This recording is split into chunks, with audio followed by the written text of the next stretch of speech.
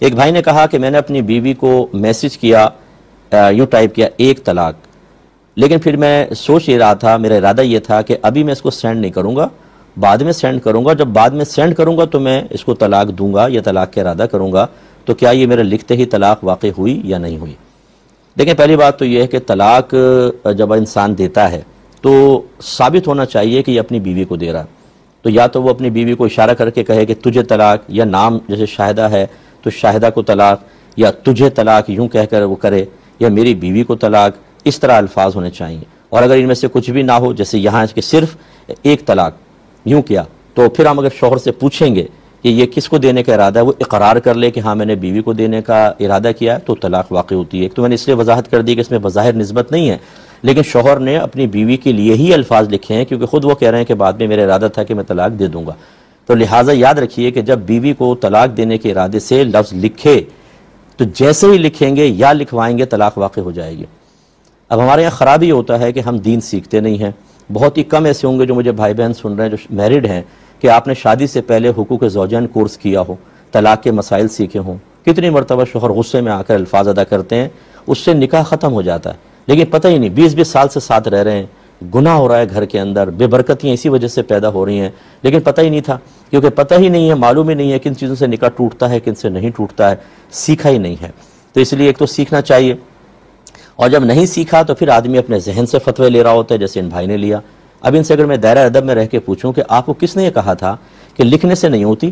جب آپ لکھ بھی دیں گے، ارادہ کریں گے کہ اب میں طلاق دے دوں گا تو ہوگی، یہ آپ نے کس سے پوچھا تھا؟ کسی سے بھی نہیں پوچھا۔ اگر پوچھا ہوتا اور اس کا جواب مل گیا ہوتا اور ان کی مرضی کے موافق ہوتا تو پھر مجھ سے پوچھنے کی ضرورت کیا تھی؟ اس کا مطلب ہے خود ہی لکھا، خود ہی ایک فیصلہ کر لیا، اپنے ذہن سے فتویٰ لیا، اس پہ عمل بھی کر لیا، لیکن اب خود بدھ ہوئی تو کہ چلو مفتی صاحب سے پوچھ لیں۔ یہ میجر مسٹیک ہے۔ میں اپنے تمام دیکھنے والوں کو مزید یہ کہتا ہوں کہ ایک تو اپنے ذہن سے فتویٰ نہ لیں، آپ ABC آپ نے سیکھی نہیں ہوتی، پھر آپ کا ذہن آپ کو درست مشورہ کیسے دے سکتا ہے؟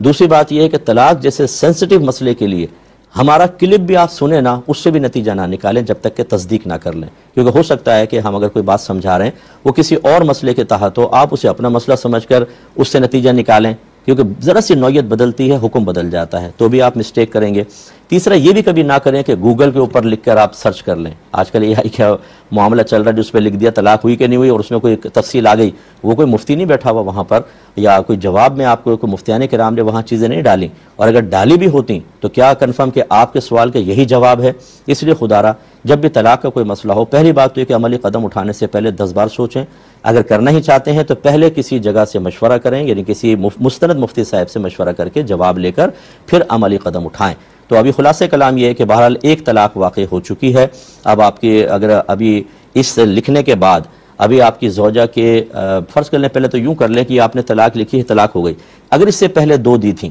تو ٹوٹل 3 ہو گئی، اب حلالہ کے بغیر کچھ نہیں ہو سکتا، اور اگر پہلے 1 دی تھی تو یہ 2 ہو جائیں گی، یا 1 بھی نہیں دی تھی تو پہلی ہوگی۔ تو اب یہ تفصیل ہوگی، اگر آپ کی زوجہ مطلب حاملہ ہیں یا پھر ان کو حیض آتا ہے تو ان کے حمل ختم ہونے سے پہلے، اور اگر حیض والی ہیں تو 3 حیض سے پہلے اگر آپ یوں کہہ دیں کہ میں اپنی زوجہ سے رجوع کرتا ہوں تو یہ رجوع ہو جائے گا، اور بغیر نکاح کے آپ ساتھ رہ سکتے ہیں، یعنی نکاح ٹوٹتا نہیں ہے، اس کو طلاق رجعی کہتے ہیں، اس پہ نکاح نہیں ٹوٹتا جب تک عدت جاری ہے۔ لیکن یہ طلاق ہو گئی، اب آپ 2 طلاقوں کے مالک ہیں، اور اگر پہلے 1 دی تھی، یہ مل کے 2 ہو گئیں تو اب 1 ہی طلاق کے مالک ہیں۔ اور اگر فرض کر لیں کہ یہ آپ نے جو سوال کیا ہے اس کے بعد 3 حیض گزر گئے، یا اگر آپ کی زوجہ حاملہ تھیں تو بچہ پیدا ہو گیا تو عدت گزر گئی، اب اگر آپ بیوی سے دوبارہ رجوع کرنا چاہتے ہیں تو جدید نکاح کرنا پڑے گا اور نیا مہر مقرر ہوگا، ورنہ آپ رجوع نہیں کر سکتے۔ امید ہے کہ آپ بات سمجھ گئے ہوں گے۔ سوال کیا تھا کہ جب ہم قرآن کا ختم کرواتے ہیں گھر میں تو کیا ایک قرآن تمام مرحومین کو بخش سکتے ہیں یا ایک کو بخشیں؟ جی، تو ہماری بہن سے گزارش ہے اور ان کے توسط سے سب سے کہ آپ جو بھی نیک عمل کریں اس کا ثواب ایصال کرنے میں بالکل بخل سے کام نہ لیں،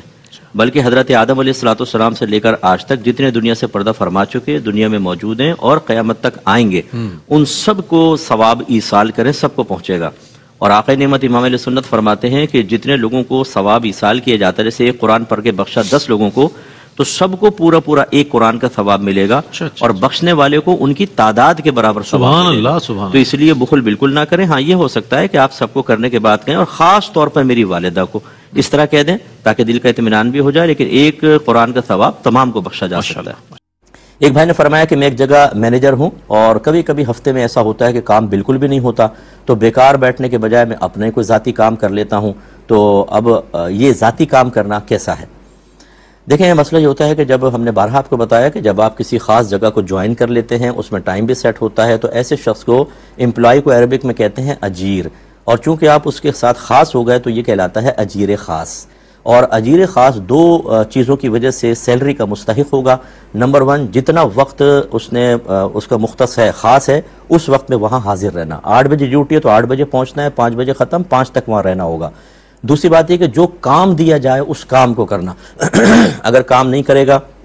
تو سیلری کا اتنی کام جتنا اس نے وقت ضائع کیا اتنی سیلری کا مستحق نہیں ہوگا۔ اور اس طرح کام چوری کرنا یا کام کو ڈیلے کرنا یہ گناہ ہے، بعد میں چاہے کر لے، نہیں کرے گا گناہ گار ہوگا۔ لیکن جیسے اب آپ نے صورتحال بتائی ہے، میں نے اس لیے اضافی چیزیں بتا دی تاکہ مسئلہ کلیئر ہو کر سامنے آئے کہ آپ نے سارا کام کیا ہوا ہے، کام ہی نہیں دے رہے، اس میں اگر آپ اپنا کوئی ذاتی کام کر لیتے ہیں، بشرطے کہ کسی اور جگہ پہ آپ کوئی اجرت لے کے نہ کر رہا ہوں، اجارہ وغیرہ نہیں کر سکتے، اس ٹائم میں ٹیوشن نہیں پڑھا سکتے کیونکہ آپ نے اس وقت اپنے آپ کو اس کے ساتھ خاص کیا ہوا ہے۔ اب جیسے ٹیچرز وغیرہ ہوتی ہیں، یہ اسکول میں آخری دنوں کے اندر کہتے ہیں جی سلیبس وغیرہ تو ختم ہو گیا، اب بچوں کو بس امتحان کی تیاری کروا دیں، مس نے کہا یاد کرو، اب وہ بیٹھی ہوئی ہیں، اس میں اگر کوئی وہ سویٹر وغیرہ بن لیا، کوئی موبائل پہ کسی کو جواب وغیرہ دے دیا تو چل جائے گا، لیکن اس طرح کا کام نہیں کر سکتے کہ جس سے کوئی ارننگ آپ کریں، چاہے وہ خرید و فروخت ہو آن لائن، چاہے وہ کوئی کسی کی سیلری پر آپ کام کریں، یہ صحیح نہیں ہے کیونکہ یہ وقت آپ نے گویا کہ بیچا ہوا ہے، اس وقت یہ وقت انہی کا ہے، اور کچھ نہیں کر سکتے آپ اس میں، یعنی اس طرح کاروباری اعتبار سے اور اجارے کے اعتبار سے، یعنی اپنی سروس پرووائڈ کر کے پیسے لینے کے اعتبار سے تھوڑا بہت اپنا ذاتی کام کرنا چاہیں تو بالکل آپ کر سکتے ہیں۔ کہا تھا کہ دعائے قنوت یاد نہیں ہے تو میں وطر میں پھر اس کے متبادل کیا پڑھا جائے؟ ایک تو میں دائرہ میں رہ کے اس بھائی سے کہتا ہوں اگر آپ کو آفر ہو کہ آپ کو گورنمنٹ جاب دلوا دیں گے، آپ قرآن پڑھنا سیکھ لو اور دعائے قنوت یاد کر لو، میرے خیال میں شام سے پہلے یاد ہو جائے گی۔ جی بالکل، تو یہ تھوڑا سا آپ نے کوشش کیجئے سیکھنے کی، اور دعائے قنوت اگر جو معروف ہے وہ یاد نہ ہو تو رب اغفر لی رب اغفر لی رب اغفر لی، اے اللہ میری مغفرت فرما دے، اس کا ترجمہ ہے 3 بار پڑھ لیں اور رکوع کر دیں، کافی ہو جائے۔ ٹھیک ہے۔ کسی نے کہا ہے کہ فرض کا سلام پھیرنے سے پہلے ہی اگر نماز کا وقت ختم ہو جائے تو کیا حکم شرع ہوگا؟ دیکھیں اس میں بس یہ اصول یاد رکھیں کہ اگر ایک نماز کے بعد دوسری کسی نماز کا وقت موجود ہے تو پھر اگر ہم نے وقت میں نماز شروع کی ہے، اختتام چاہے دوسری نماز کے وقت میں ہو، نماز ہو جائے گی۔ چنانچہ اس اصول کے مطابق فجر کی نماز نہیں ہوگی کیونکہ فجر کے بعد کوئی دوسرا نماز کا وقت نہیں ہے، اس میں اگر سورج کی کرن نکل آئی ہے اور آپ نے ابھی سلام نہیں پھیرا ہے تو پھر یہ آپ کی نماز فاسد ہو گئی، اس کو قضا کرنا ہوگا۔ باقی ظہر کے بعد چونکہ ظہر کے اندر عصر کے بعد مغرب، مغرب کے بعد عشاء اور عشاء کے بعد فجر کا وقت سٹارٹ ہوتا ہے، ان سب کے اندر آپ کی نماز ہو جائے گی۔ اور ایک ہوتا ہے کہ جمعہ کا حکم، جمعہ بالکل ایک الگ نماز ہے اور یہ 5 نمازوں میں شامل نہیں ہے، لہذا جمعہ کا حکم بھی ہوتا ہے کہ اگر اتنی دیر سے جمعہ پڑھا کہ 2 رکعت کے اندر فرض کر لیں عصر کا وقت سٹارٹ ہو گیا ہے تو یہ جمعہ کی نماز نہیں ہوگی۔ تو جمعہ کے اندر الگ استثناء ہے، باقی 5 نمازوں کا جو اصول ہے وہ آپ کی خدمت میں ذکر کیا۔ کتا حفاظت کے لیے رکھا جا سکتا ہے لیکن واقعی چوروں کا یا ڈاکوں وغیرہ کا خطرہ ہو تب،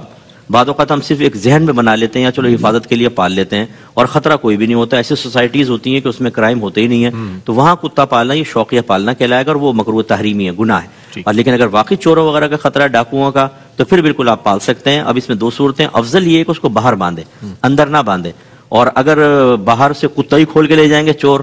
وہ بڑے تیز ہوتے ہیں وہ بھی، اور تو پھر اندر بھی آپ باندھ سکتے ہیں اور پھر اس میں کوئی مسئلہ نہیں ہے، اللہ کی رحمت کے فرشتے انشاءاللہ آئیں گے کیونکہ آپ کی مجبوری کی صورت ہے۔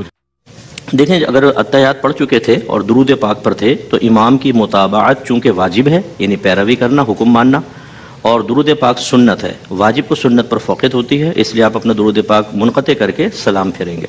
انڈے پر جو اس کے چھلکے پر گندگی لگی ہوتی ہے، کوئی اگر ایسی ہے تو اس کو ویسے بھی ابالا جا سکتا ہے؟ پہلے دھوئیں اس کو اور پھر ابالیں؟ ہاں بہتر ہے کہ دھو کر لیں کیونکہ بعض اوقات انڈا ابلتے ابلتے پھٹ جاتا ہے، تو اگر اس پہ ناپاکی لگی ہے تو وہ پانی فوراً ناپاک ہوگا، پھر جب ابلے گا تو وہ ناپاک پانی اندر جانے کے امکانات ہیں، تو اس لیے پہلے اگر گندگی ہے تو دھو کر پھر اس کو ابالیں۔ ٹھیک۔ مسجد کا قرآن گھر میں نہیں لا سکتے ہیں وہیں پہ، کیونکہ ہو سکتا ہے آپ گھر پہ پڑھنے کے لیے لائیں اور اتنی دیر میں وہاں پر کوئی قرآن کو تلاش کر رہا ہو۔ ہاں اگر بہت زیادہ قرآن جمع ہو گئے ہیں اور آپ کو یقین ہے کہ میرے لانے سے بھی کوئی فرق نہیں پڑے گا تو لا کے پڑھ کر لیکن واپس وہیں پہ رکھیں، گھر پہ نہیں رکھ سکتے۔